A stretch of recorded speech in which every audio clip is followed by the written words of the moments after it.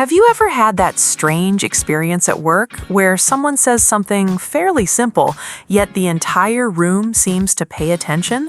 Then a few minutes later, another person communicates the same basic idea, but the reaction is completely different.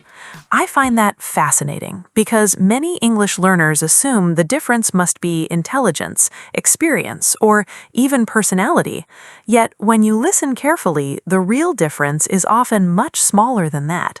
Sometimes it comes down to the words people choose. I think you've touched on something that many professionals notice but rarely discuss openly. In the workplace, people are constantly evaluating information. Managers evaluate employees, clients evaluate companies, team members evaluate each other's ideas. Whether we like it or not, communication influences those evaluations. The language you use becomes part of your professional image.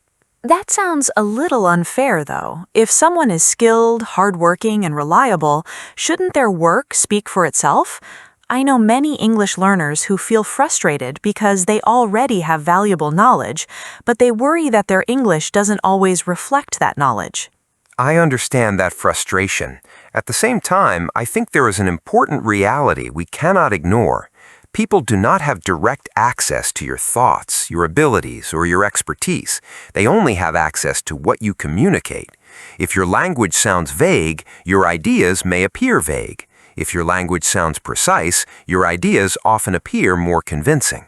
So, are you suggesting that vocabulary can actually influence career growth? That is a big claim.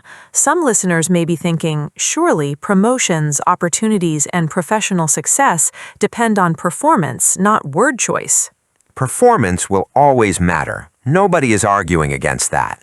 However, professional environments are filled with meetings, presentations, discussions, updates, negotiations, and performance reviews. In all of those situations, communication shapes perception. Two employees may complete the same work, yet one may sound more capable simply because they communicate with greater precision and confidence. And perhaps that is why so many learners feel stuck. Their English is correct, but it does not always sound professional. Their message reaches people, but it does not always create the impact they want. That is the challenge we are going to explore today. We will examine 12 workplace vocabulary words and expressions that professionals use regularly. And more importantly, we will look at the situations where those expressions create a stronger, clearer, and more professional impression. Let's put this idea into a real workplace situation, because that is where these differences become much easier to hear. Imagine you're sitting in a weekly project meeting. Your manager looks at you and asks, "How is the project progressing?" Most English learners could answer that question without much difficulty. They might say, "I did some research, I made a plan, and I got some information from the marketing team." Every sentence is grammatically correct. The manager understands the update, and the conversation moves on. So, from my perspective, the communication has done its job. The message has been delivered. Why should we complicate something that already works? That's a reasonable point, and I think many listeners are probably nodding in agreement. If the objective is simply to be understood, those sentences are perfectly acceptable. However, professional communication is rarely judged only by whether people understand you. It is also judged by how clearly you organize your thoughts and how precisely you describe your work. In business, details matter, and your vocabulary can reflect those details. So you're saying the issue isn't that the English is wrong, it's that the language is too general. Words like did, made, and got cover so many different actions that they don't tell the listener very much about what actually happened. That's the heart of it. Imagine hearing this instead. I conducted research on customer preferences, developed a strategy based on the findings, and gathered information from the marketing team before preparing the proposal. Notice how the picture immediately becomes clearer. The manager doesn't have to guess what kind of work was involved because every verb points to a specific professional action. I have to admit, when you compare those two updates side by side, the difference is surprisingly noticeable. The second version doesn't sound complicated, but it does sound intentional. It gives the impression that the speaker understands both the project and the language of the workplace. And that is why our first three expressions are so valuable. Instead of saying do research, professionals often say conduct research. Rather than make a plan, they frequently say develop a strategy, especially when the plan involves careful thinking and long-term direction. And instead of get information, they often gather information because it suggests collecting facts from different sources before making a decision. None of these expressions are difficult, yet each one adds clarity, precision, and credibility to your message. When your manager asks for an update, those small choices can quietly strengthen the professional image you create. Let's raise the pressure a little, because workplace communication becomes even more important when something goes wrong. Imagine your team discovers that a project is falling behind schedule. Deadlines are getting closer, the client is expecting progress, and everyone is waiting to hear an update. If your manager turns to you and asks what happened, many learners instinctively begin by describing everything that has gone wrong. They explain the delays, the missing information, the unexpected changes, and every obstacle the team has faced. From my point of view, that seems like the responsible thing to do. People deserve to know why the project is delayed before they start talking about fixing it. I agree that transparency matters. Nobody wants unpleasant surprises in the workplace. However, experienced professionals often understand that a problem report should not end with the problem itself. Managers usually expect two things at the same time. They want to understand the challenge, but they also want confidence that someone is already thinking about the next step. That is where professional vocabulary begins to shape the conversation. That's an interesting distinction because I think many English learners believe they're being helpful simply by giving a detailed explanation. They might say, "We have a problem because the supplier was late," and then continue describing every difficulty they encountered. They feel they have answered the question completely. They have answered one part of the question, but not necessarily the part a manager is most interested in. Instead of stopping at "we have a problem," a professional might say, "We've identified a problem with the supplier's delivery schedule." The phrase "identify a problem" shows that the team has already analyzed the situation instead of just reacting to it. I like that because it changes the tone. It sounds less emotional and more analytical. It tells people that you understand the situation rather than feeling overwhelmed by it. That's a valuable observation. The conversation can then move naturally to the next expression, address an issue. Rather than saying "we're trying to fix it," professionals often explain "we're working to address the issue." It suggests a structured response rather than a quick repair. Finally, strong communicators rarely end their update without looking ahead. Instead of saying, "I don't know what we should do," they confidently propose a solution. That single phrase signals initiative. It tells colleagues and managers that you're contributing to progress, not simply describing obstacles. In many workplaces, that shift in language can quietly transform the way people see your role during difficult situations. Solving problems inside your own team is one thing, but the conversation changes completely when a client becomes involved. Imagine you're sitting across the table from someone who has invested time, money, and trust in your company. They begin the meeting by saying, "Our expectations have changed, and we'd like to see faster progress over the next few weeks." That's a moment that can make even experienced professionals feel a little uneasy. My instinct would be to think that this situation depends mostly on technical ability. If your team has the right expertise, the client will eventually be satisfied. Isn't that what matters most? Technical ability is certainly the foundation, but it's rarely the whole picture. Clients are not only buying a product or a service, they're also investing in confidence. They want reassurance that the people sitting across the table understand their priorities and can respond professionally. That reassurance often comes through communication long before the final project is complete.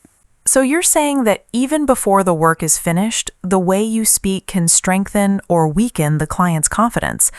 I hadn't really thought about it from that perspective, because many learners focus entirely on finding the right technical vocabulary for their industry. Industry vocabulary is valuable, but there are certain expressions that appear in almost every professional conversation with clients. One of them is meet expectations. Instead of saying, "We'll try to make you happy," a professional is more likely to say, "Our goal is to meet your expectations throughout the project." That wording sounds clear, responsible, and businesslike. I also hear another expression quite often when companies talk about their work. They don't simply promise to finish a project, they promise to deliver results. There seems to be a subtle difference between completing a task and producing an outcome that actually creates value. That's a very important distinction. Businesses are measured by results, not activity. And there is one more expression that professionals never overlook: build relationships. Successful client meetings are not only about today's deadline or today's presentation, they're about creating trust that lasts beyond a single project.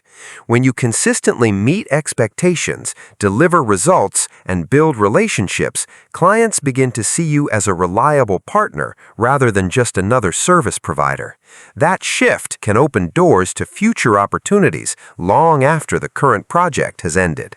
Building strong relationships with clients is a wonderful achievement, but there comes a time when you have to talk about your own performance instead of the company's. For many people, that moment arrives during an annual performance review. I think this is one of the most uncomfortable conversations in any workplace. You're asked questions like, "What are you most proud of this year?" or "How have you added value to the team?" Suddenly, you're expected to talk about yourself without sounding boastful. Many English learners respond with simple statements like, "I worked hard," or "I helped my team." Those answers are honest, but they often feel incomplete. I couldn't agree more. The challenge isn't a lack of ability, it's a lack of language that allows people to describe their achievements with confidence and professionalism. Many employees become so concerned about appearing arrogant that they end up minimizing the very contributions they should be highlighting. There is a significant difference between showing confidence and showing arrogance. That's an important distinction because professional environments actually expect people to recognize their own accomplishments. If you never explain the value you've brought to a project, your manager may not have the full picture. Staying humble is admirable, but staying silent can sometimes work against you. That's where our next expression becomes useful: demonstrate initiative. Instead of saying, "I waited until someone gave me work," you can explain, "I demonstrated initiative by suggesting improvements to our reporting process." The phrase immediately tells your manager that you don't simply complete assigned tasks, you actively look for ways to improve the workplace. I also like another expression that feels balanced and collaborative. Rather than saying, "I was responsible for the company's success," which sounds exaggerated, you can say, "I contributed to the success of the project." That wording acknowledges your effort while also recognizing that achievements are usually the result of teamwork. That's one of the reasons these expressions are so effective. They help you communicate your value without sounding self-centered. During a performance review, your goal isn't to impress people with grand claims. It's to present evidence of your contribution in a clear and professional way. When you can explain how you demonstrated initiative and contributed to success, you're not simply talking about what you did. You're helping your manager understand the positive impact your work had on the team and the organization. Reflecting on past performance is valuable, but every workplace eventually shifts its attention to the future. Imagine your team has finished the quarterly review and the manager says, "Now let's discuss our objectives for the next quarter." I find these meetings both exciting and challenging because everyone enters the room with good intentions. New targets are announced, ambitious plans are written down, and people leave feeling motivated. Yet, a few months later, many of those goals remain unfinished. It makes me wonder whether the biggest obstacle is the goals themselves or the way people approach them. That's a question every organization wrestles with. In my experience, goals rarely fail because they are unrealistic. More often, they fail because people confuse being busy with making progress. A calendar full of meetings and a long list of completed tasks can create the feeling of success, but activity and achievement are not the same thing. I think that's a trap many professionals fall into. At the end of a busy week, they can honestly say, I've been working nonstop. They answered emails, attended meetings, solved small issues, and completed routine tasks. They were productive every day, yet when someone asks, what have we accomplished, the answer isn't always clear. That's why professionals often use the expression achieve objectives. Notice the emphasis isn't on effort alone, it's on reaching a clearly defined outcome. During planning meetings, you might hear someone say, our priority next quarter is to achieve our objectives by improving customer retention and reducing response times. That statement keeps everyone's attention focused on measurable results rather than endless activity. I really like that perspective because it changes the way success is measured. Instead of celebrating how busy the team was, the conversation shifts towards what was actually accomplished. It encourages people to ask a more meaningful question. Did our work move us closer to our objective? And that's a question worth carrying into every professional environment. The strongest teams don't simply fill their schedules, they align their daily actions with a larger purpose. When you begin talking about achieving objectives instead of merely staying busy, your language reflects a results-oriented mindset. That's the kind of communication managers appreciate because it demonstrates that you're thinking beyond today's workload and focusing on the long-term success of the organization.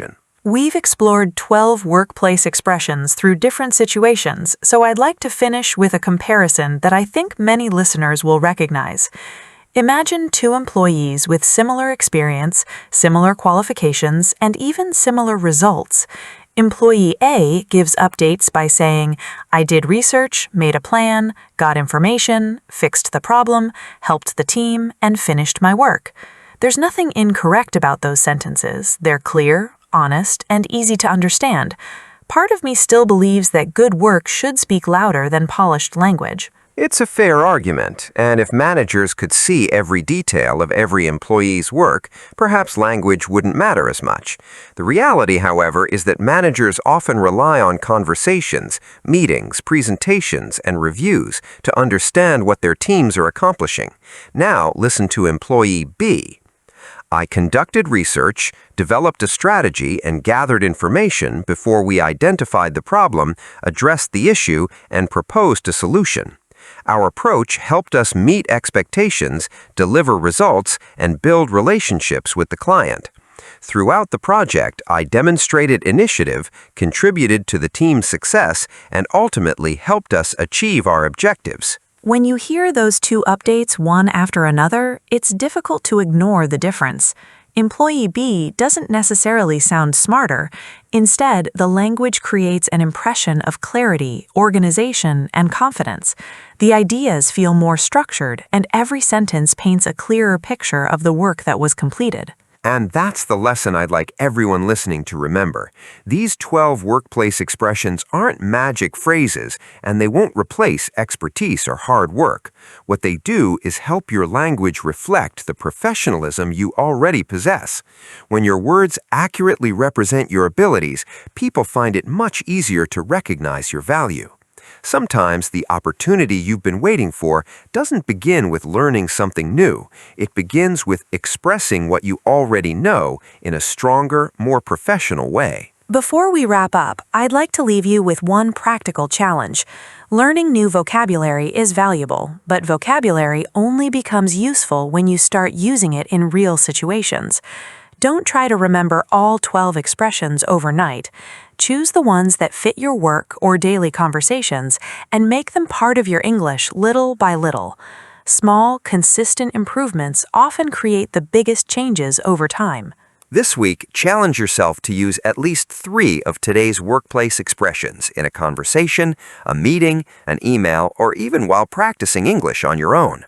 The goal isn't perfection. The goal is to become comfortable using professional English naturally. Now, we'd love to hear from you. Leave a comment below and tell us which expression from today's episode you found the most useful and which one you're going to start using first.